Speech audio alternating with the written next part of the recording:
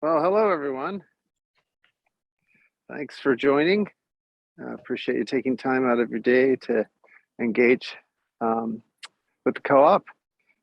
We have a few things to talk about, so let's go ahead and get started. Raphael, are you ready to give the technical update? Yes, I am. So there's the link to Community Update 208, and I'm going to share my screen. All right. So the status of the networks stays by and large the same. The llbm, we're making good progress, the Leaderless Block Merge. We hope to have, in a couple of weeks, we hope to have the next much improved version of Leaderless Block Merge. That may be the final version, but I'm not sure. I don't want to speak to that right now. I guess based on what we bring in that, we'll see how complete it is. But the expectation right now is that it's going to be close to complete, if not complete. That is something that we'll be having on the testnet probably in a couple of weeks. And then it'll live there for a period of time because this is a significant update before it gets onto the mainnet. Then there are some updates to the APIs. Stas has completed those, and he's doing the CLI and the command line interface changes necessary for that. Dennis has completed, Dennis's task last several days has been looking at the existing history tests and figuring out which of those are relevant for the new history and either creating versions of those or creating new tests. So he has completed all of that for his radix tree-based history implementation. And this, from a code-based standpoint, this is already integrated in the llbm version of the code. But we will also, because llbm is still a little bit dynamic at this point in time, we're going to be creating a feature branch to thoroughly test this radix tree history implementation on its own, and perhaps even promote that to a testnet version for the community to test. This piece, just so people know, two things I want to say about that. Originally, we were planning this as part of Hard Fork 3. But because there was delay in the llbm, and this work is completed, our expectation now is that it will go in as part of the Hard Fork 2. That's one part, but the origin of this, it really came from the work we did with GSI over several months last year, initially trying to see if we could use their hardware to improve the throughput on the network. And in that discovery process and mutual knowledge exchanges, we came to the conclusion that at least a good part of that could be implemented in software. And that's the piece that Dennis has been working on all these for a few months now. So that's the result that's going to be coming through. Maybe next week or so, we might have Dennis do a recap. He did make a presentation earlier about, we know the storage improvement, the new storage is about half of the previous storage. So that in and of itself is significant, but also there are performance improvements. Dennis has spoken to that, I think, a few debriefs ago, but he'll probably come in next week. He and Thomas Law may be presenting the final results that we're seeing with this from a performance improvement. So that's the story with the radix tree-based history implementation. And there are quite a few PRs needing review, and Thomas Law is doing some of these reviews. Actually, the team has to prioritize these reviews for a little bit because they're piled up and so that they can be merged into the code base. Separately, Rholang 1.1, operationalizing that is on the roadmap. Thomas Law will be looking at task, and he may form a small sub team to create a good test case for Rholang 1.1, both as a way of demonstrating to the community what is possible to do with the enhanced for comprehension in Rholang 1.1, as well as to really test that feature, because we do Rholang 1.1 is ready and it has had its normal tests, but we need to actually begin to test it from a higher level with actual contracts of varying complexity being written to be able to test that. So that's something that he's going to be starting on. This here is that the for comprehension in Rholang 1.1 allows multiple parameters to be passed to the X in the general for comprehension X. So it's not that part of the for comprehension that he's going to test. Also, Will and Tomislav are working on completing the double spend task. This was something that was left over from the time when Tomislav implemented the improved rev transfer. This is something also that needs to be completed before we get the hard fork 2 out. So they're trying to work on the task and get that completed. Separately, we are doing our rev define is now being slightly re-architected to work with multiple nets and multiple shards. Not necessarily in the same instance, but basically just to have, even if we have one instance of rev define for each shard, that it is flexible enough to work with things and really leaning the architecture a little bit of rev define. So that work is going on. We do have some external customers who are supporting the infrastructure for Gurinder has been working on that, as well as this rev define on the testnet. I do want to remind one more time, any wallets that you're working with, or if you're yourself a writer of a wallet, please update the code to match the new implementation where the minimum flow price is a parameter. And hopefully soon we'll also have the complete hard fork 2 testnet that you can also test your wallets with.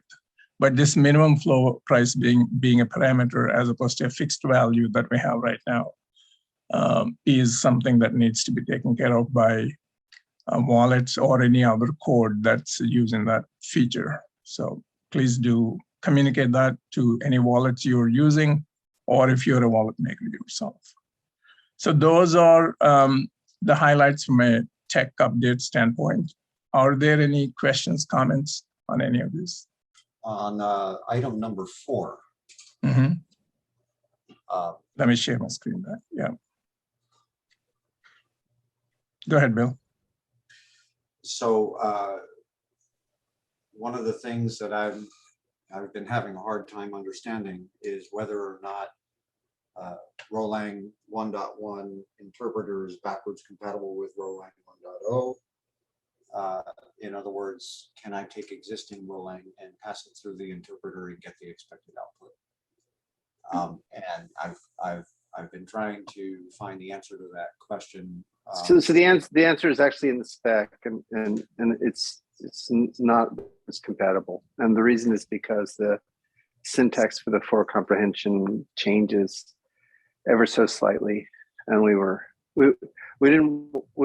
debated this quite a bit, but at the end of the day, it was better to bite the bullet at this early stage before there's a giant, passive library sitting on top that all would have to be changed. But if you, Rod, do you want to bring up the 1.1 spec? Yeah, let me look for that. And this spec is, public. It's been available for 2 years, and we've been very clear about Well, it's what the possible- what the it's possible compatibility issues. Yeah, it's possible I didn't do my homework before asking this question. No worries. I mean, there's lots of surface area in any blockchain project, and with RChain, that is doubly so in many ways. So the discussions that I've been having with some people in various forums is whether or not Rholang 1.1 should be tagged with some kind of identifier, or Rholang 1.0 needs to be tagged with some kind of identifier so that existing projects know how to process it correctly. I mean, those are the discussions that I've been having, and I'm just wondering what people's ideas are on that. If it's not compatible. Yeah. So hang on. I'll show you what the issue is. Do you have it? I have the spec showing on the screen. Do you want me? Okay. This is the new and improved for comprehension page is where I am. Right. So if you look, Bill, in this slide, you see what's separating the bind patterns. Yeah. Is an ampersand. Yeah, that's exactly what I was asking about. Yeah. So the problem is that the meaning of the semicolon has changed. Right. So the meaning of semicolon is now sequence, whereas in today's for comprehension, it's parallel. So the for comprehension allows you to, in today's syntax, the semicolon is what allows you to do fork join. Right. See, whereas here the ampersand is what allows you to do fork join, and the semicolon is now like ordinary programming languages. Right. You write the semicolon to say sequence these things, and the ampersand is the it's the fork, and then the join is exiting out of the paren on the other side of that. So that's the incompatibility. So your Rholang code will work. Your Rholang 1.1 code will work, but it won't work in quite the same way. So if your code uses a lot of joins, they will all be sequentialized. Does that make sense? Yes, it does. Okay, so hopefully most people's code is not like, I strongly recommend people who are writing Rholang stay away from fork join pattern unless you know what you're doing. And the reason is because the bigger those fork join patterns are, the bigger the state machine that we generate behind the scenes. So most of the time you want to find some way around that. So you won't see like if your joins, if you only have like a small handful of semicolons in your for comprehension, preamble, then or prefix, then you won't see too much of a hit. But if you're fundamentally depending on concurrency, you might run into some snags. So the code will be eaten and run. It just won't have exactly the same semantics. So if I understand what you're saying correctly, I think I do, but if people were to take the existing joins from 1.0 and put them as nested fors, that would be the equivalent of no, nested fors is sequential. Yeah, right. So that would be the equivalent of a 1.1 semicolon. Yeah, that's right. Semicolon means nested fors. Right. Okay. Yeah. So if you do have semicolons in your fors, then you could just write a sed script or an awk script that goes and replaces those with ampersands. All right. Thank you. Sure. But I mean, basically, we encourage people to do the reason we pushed Rholang 1.1 forward a little bit was to allow people to start using Rholang 1.1 now before there's a whole lot of code base in Rholang 1.0. I mean, there are a bunch of examples in Rholang 1.0, and probably DAPI has Rholang 1.0 code, but we encourage folks to convert to Rholang 1.1 now and start using it. It is the advice, I think, overall. Yeah, well, we still, in order for it to be genuinely usable in production, I would encourage us to go ahead and do the optimizer. Yeah. So the compilation technique works, but there's such a huge opportunity to optimize. I mean, we will get a considerable speed up if we do the optimization. Yes, but I mean, but the thing is, if they do the conversion now to Rholang 1.1, it's not going to be any worse than what they have with the Rholang 1.0. And when we have the optimization, it'll just run faster, right? I agree, and their code will be more readable and more maintainable. Right. So instead of writing a bunch of nested fors, they can write semicolons, and so their code will be a hell of a lot more readable. And then, you know, behind the scenes, we get the ugly nested fors, as an example. Yeah, so I guess the primary reason that I'm inquiring about this is because RChain Academy at some point needs to make a decision as to which version of Rholang it's going to use to produce its tutorials. Rholang 1.1 without hesitation. Yes. Please. That's the direction I've been leaning and what I've been advising. But if it's not out there for testability, it becomes an issue for training, right? Yeah. I mean, where's it running now? Is it on? Yeah, there's a feature branch for Rholang 1.1, but I'll speak with the team and see what we can do to make it available as a testnet or something like that, so that folks can work with it. So, but yeah, I think anybody new coming to Rholang should just focus on the 1.1. That's the best thing. Absolutely. Yeah, I'm all on board with that, but we need a place to deploy. So. Yeah, we'll take care of that. Thanks for pointing out. Great. Any other questions or comments for Rao? I really appreciate you mentioning the GSI, the origins of the Radix tree implementation. That the engagement with GSI was just incredibly productive, and while I'm sad that we can't yet use their chip in a reasonable fashion, I am very happy that the engagement was so fruitful. And you know, probably in another year's time, their chip will be big enough and stable enough that we can put an entire tuple space directly on the chip. At which point, it will be totally reasonable to re-engage. And during that time, I happen to know that they are doing a lot of good work, in fact, great work in adding tooling to their platform. So they're providing a bunch of software tooling to their platform, which will make us doing a compiler from Rholang to their chip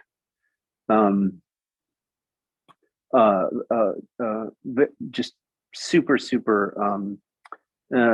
easy, given the tools that they're considering putting in place. And so I'm really excited about the potential to take advantage of all the implicit physical threads that are available using the GSI chips. So our paths will reconverge. And so I think it's really worthwhile mentioning them, and hats off to them for the great tech and the great people they've got. Any other questions about part of the update. Just a quick question. I've forgotten the number. What's the expected performance increase using the hardware? I mean, if we can put the whole tuple space on the GSI chip, then we're looking at something like between 100 and 1000x improvement. Yeah, and it's a low power consumption chip that you can slot into PCI on a standard machine. So if you know, when their chip gets big enough, then we can contemplate Rholang or RChain validators in boxes under your desk. Hooray, the next version of Raspberry Pi. Yeah. I mean, Raspberry Pi is sort of a tinkerer kind of situation by comparison to this, right? And this would be much more performant than the largest machines we've been able to allocate from IBM, like a whole order of magnitude more performant than the biggest machines we've been able to allocate from IBM. And you can put it under your desk and not notice a change in your electricity bill. I want one. Yeah, you and me both, right? I want 10. I want to put 3 in every floor of my house. Anyway, so I think it'll be really good, and I mean, it's actually worth pointing out that this is the thing I've been saying, and I recently posted on Twitter a couple of pages about, you know, how RChain views the future of blockchain, right? If you draw a line from Apple's M1 processor to the Tesla Dojo modular supercomputer architecture out towards optical computing, what that is providing, right? The feature space that is providing is just exponential growth in the number of physical threads per cubic centimeter of device, and exponential reduction in power consumption. So you get same size devices having many more physical threads and using up less power. So if you want your software architecture to be competitive in the next 20 years, your software architecture has to eat physical threads and turn them into performance. That's it. It's that simple. If your software architecture does not benefit from more physical threads, you are out of the game. So this is why all of the other blockchain architectures that I've looked at, with the exception of RChain, are just toast. They do not fit with the landscape of the coming physical architecture. RChain was designed precisely with this trend in mind. You could see this trend by 2002, right? And you were certain of it by 2005. And when Apple launched its M1, that was the watershed moment. We are there now. So this is really, it's important for people to understand, you know, these trends and what they mean, and why RChain is positioned to capitalize on the market in a way that no other blockchain architecture and few software projects are positioned. Does that make sense to people? Is that clear? I don't know if I'm telling the story in a way that is comprehensible. Oh, you're getting me all excited. I mean, I guess the main question I would have is, like, if it's so obvious, then why didn't the other projects do the right thing or do the thing that was coming up? So that's a really good question, and I think that is largely sociological, right? So like each different in the same way that if you step out your front door, you can see that the landscape is not entirely flat. Like even if you're in Kansas, the landscape is not entirely flat. There's lots of hills and dips, hills and valleys, and bodies of water, etc. So and because of this unevenness of the landscape, information flowing across the landscape flows at differential rates, right? So there are that's why you get different species showing up in different bioregions, because there aren't the same selective pressures uniformly distributed across the landscape. So that characteristic is also true of culture and knowledge, right? So it turns out that knowledge does not disseminate evenly throughout any given collection of communities, and we've seen that, you know, in the this happens extensively in the geopolitical sphere, but it also happens in the science and engineering communities, right? So you know, you can go talk to a bunch of chemists and they don't know anything about computer science, right? You can go talk to a bunch of physicists and they don't know anything about biology, right? So information does not flow evenly across the communities. So it's like siloed, basically? It's completely siloed. And this is like to see how extreme it is. The blockchain community did not learn the lessons from the internet, right? So like we know what it means to address resources, right? Like every Web 2.0 developer, like from the very, you know, newbie first year developers to the seasoned developers, they all know that in the internet, you address resources using URIs. So what addressing scheme did the blockchain community use? Did they build a URI based addressing scheme? No. Did they build a compositional addressing scheme? Not at all.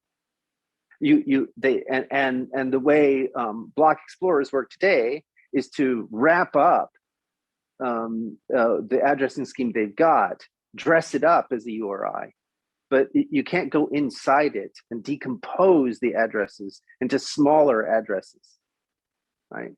So that's just one example among dozens in which the blockchain community just simply were so, you know, had their head down in their problem space that they weren't thinking about how the rest of the internet works.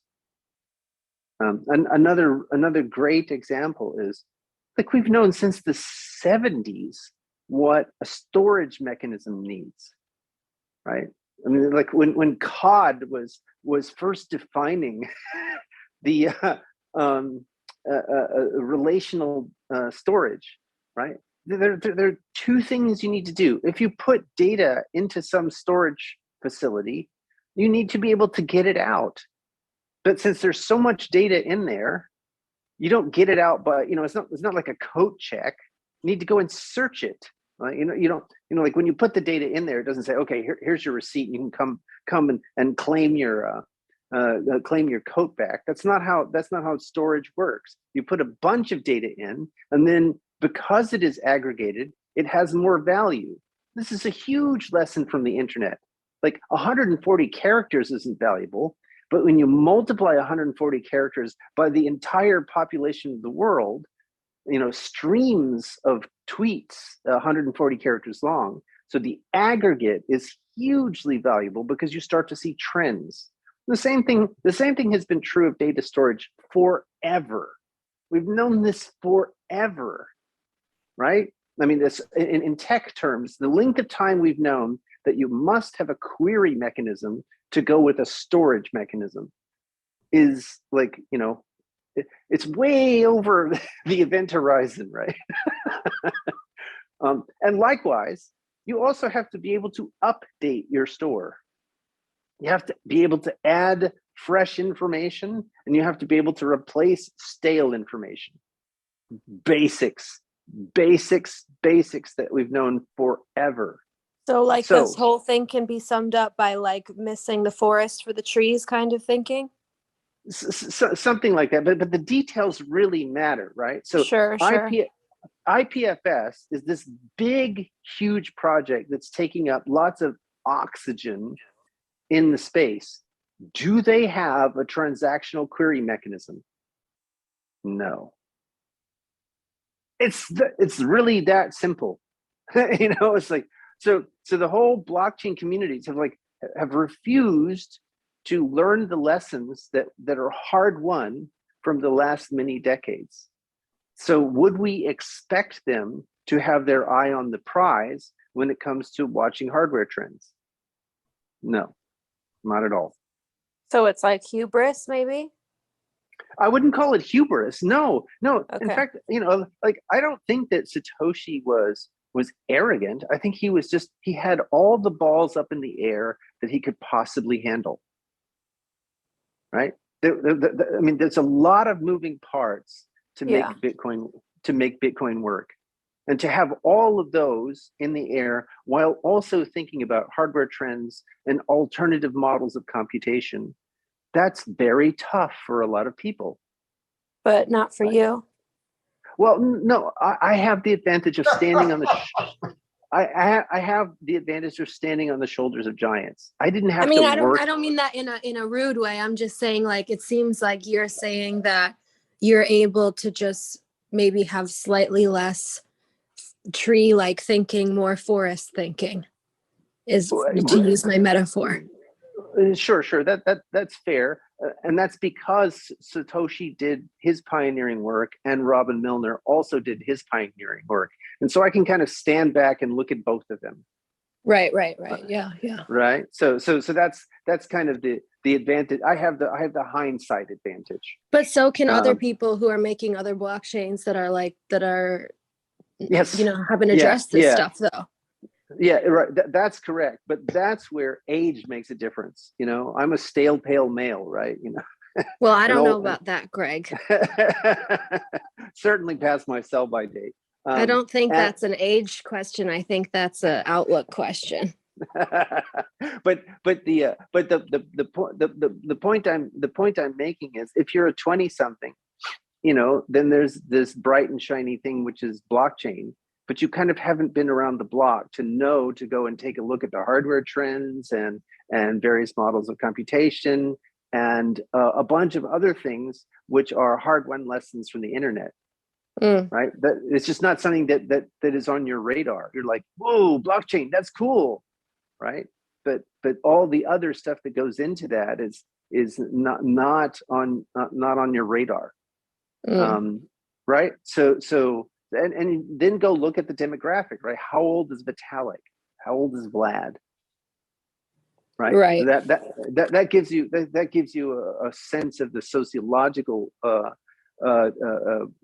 factors that have influenced the development of blockchain technology. But I mean, you could say the same thing about lots of other projects, and it's actually, I mean, the sociology of computer science is fascinating. Another really wonderful example, and then we can move on to other things that is absolutely worthy of study is JavaScript. Oh my God, JavaScript is a disaster. It is one of the worst languages, and yet it caught on.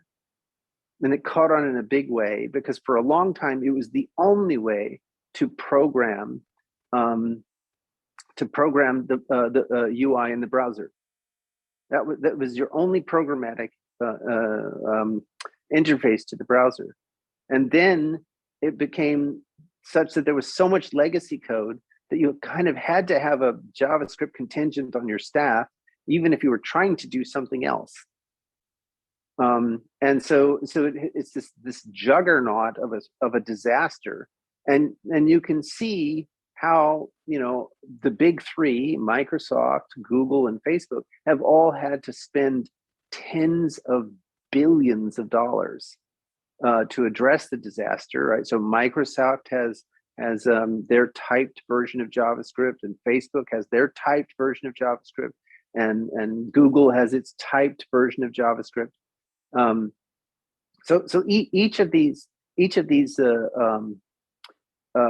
projects are just trying to go back and fix up some of the pain points of this disaster. But it doesn't address things at the root cause, which is that it's a terrible language design. And there's just much better language designs. It would, like, the simplest thing of all would be just to put a functional language in the browser. That's so simple, right? And it's obvious. Rholang in the browser would be another really, really good thing, right? Because there's so much concurrency that's native to UI, right? A UI needs to be responsive, and concurrency is the mother of responsiveness.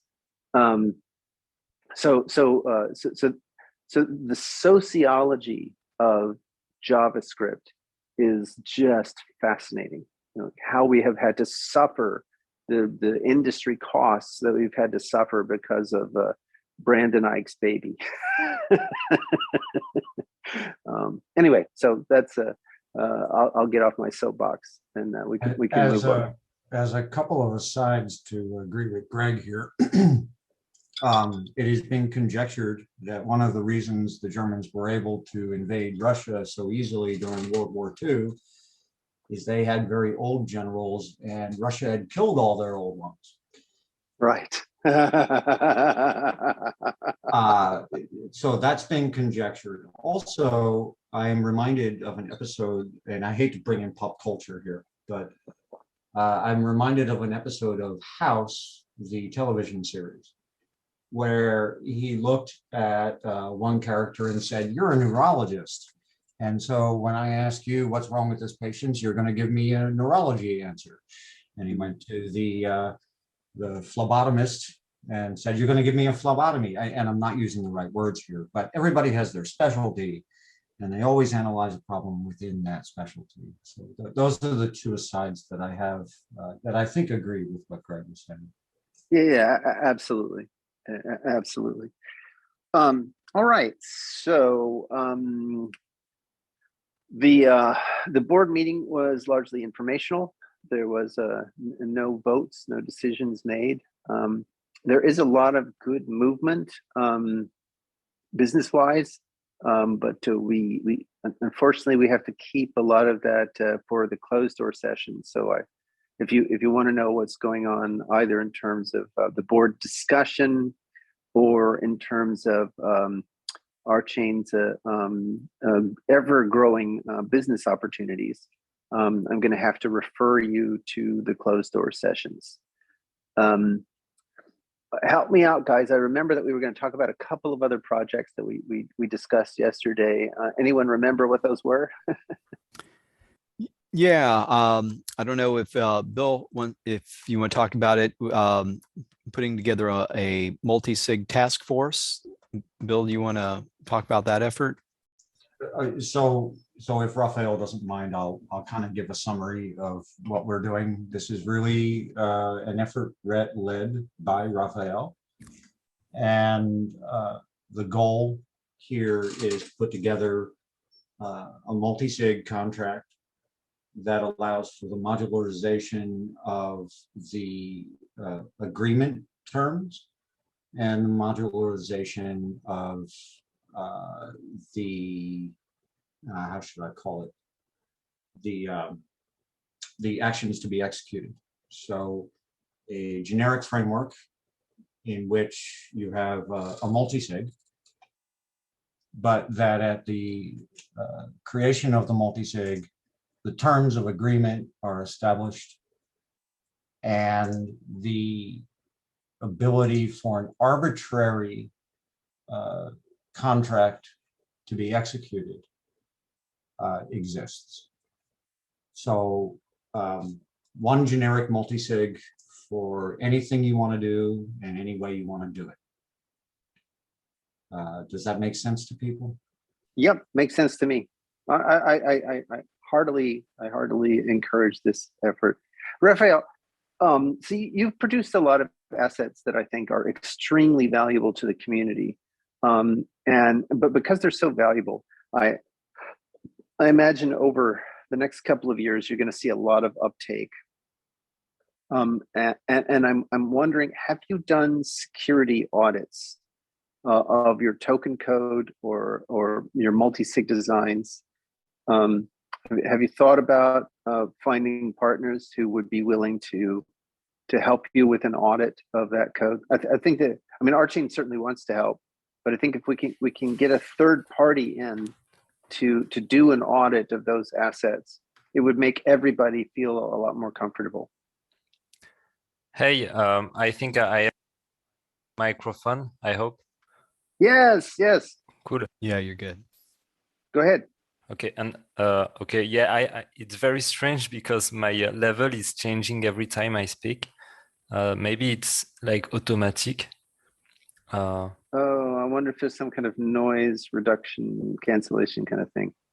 Yeah, is it okay now? Yeah, it's good. Okay, so I'll speak. So yeah, the multisig is changing every week.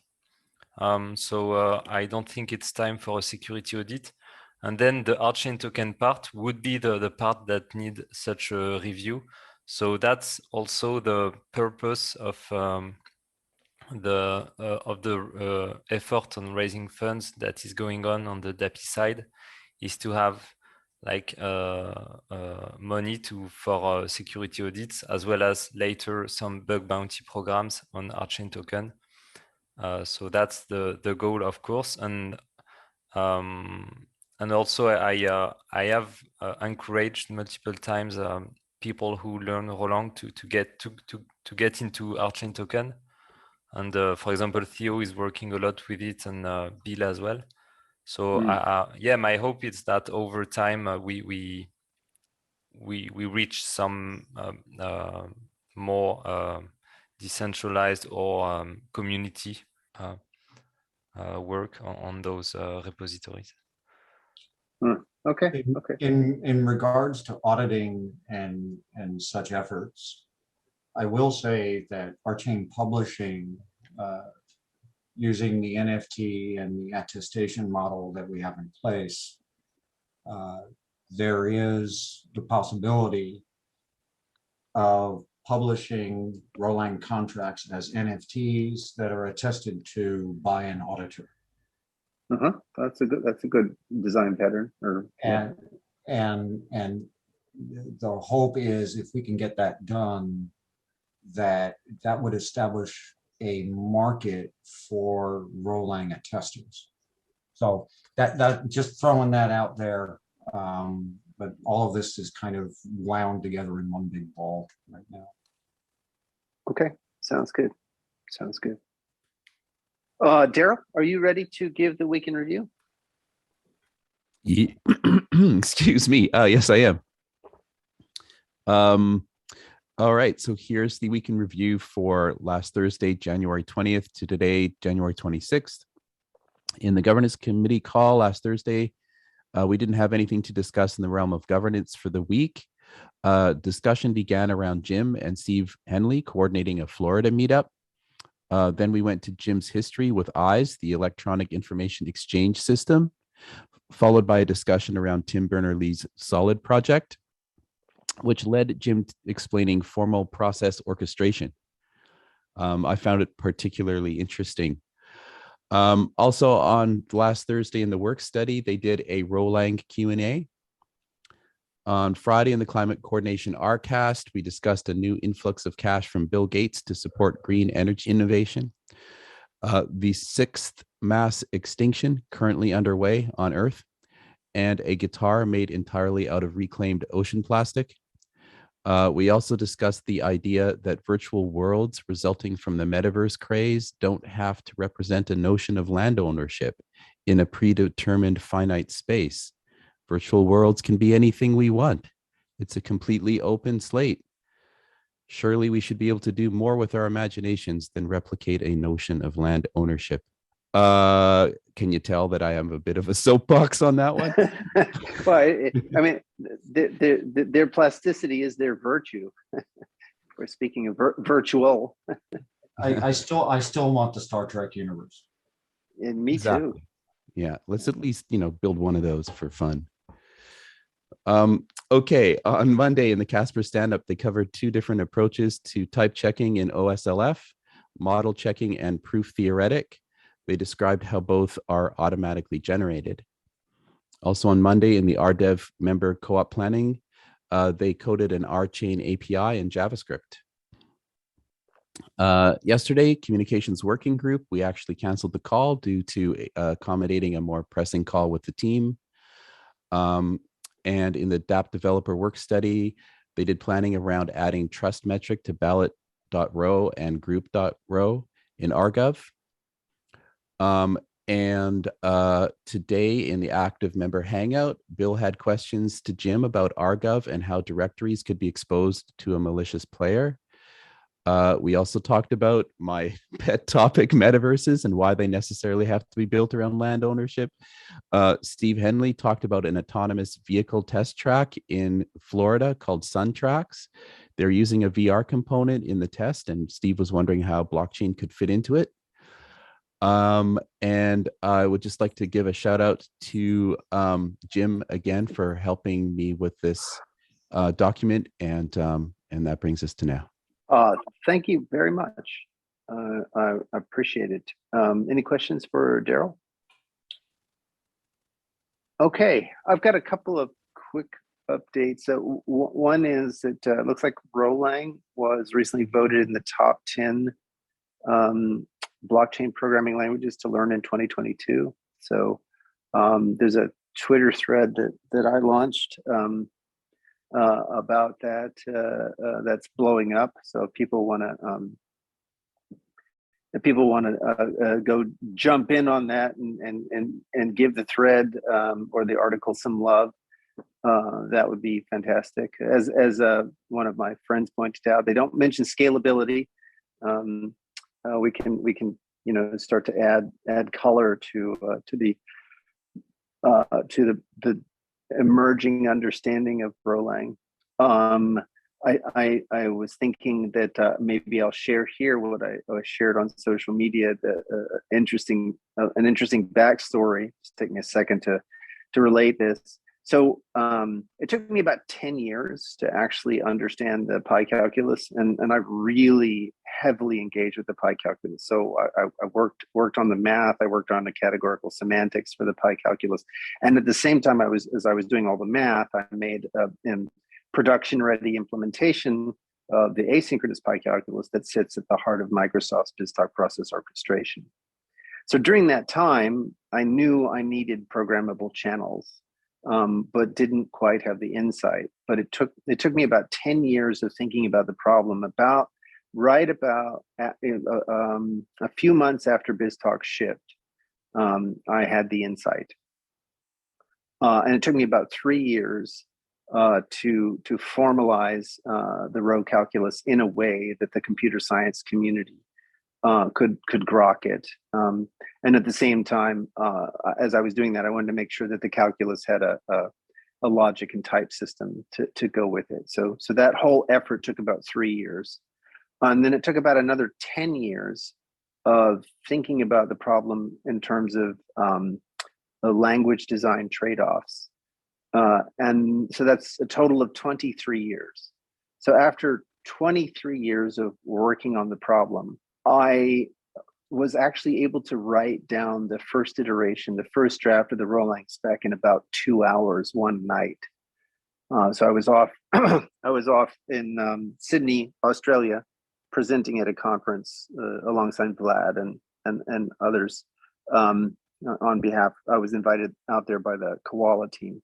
And one night after a day of presentations, I just sat down and wrote out the Rholang spec in about 2 hours. So the whole effort took about 23 years and 2 hours. but it was really it was interesting because you could talk about it as coming in a flash of insight, but it really wasn't a flash of insight. A musician friend of mine likened it to, you put in years of practice and then one night it all comes together and you give a great performance. So it was a little bit like that. But anyway, it's just I thought that might bring some color to the to people's understanding of how Rholang came about. Any questions or comments? I have one comment. And it relates to the 23 years that you've spent and 2 hours. The Mona Lisa is this heralded painting, but not many people know that that painting took 12 years to craft. So no good work is done in a moment. I guess is what I'm trying to relate a little bit to what Greg is saying.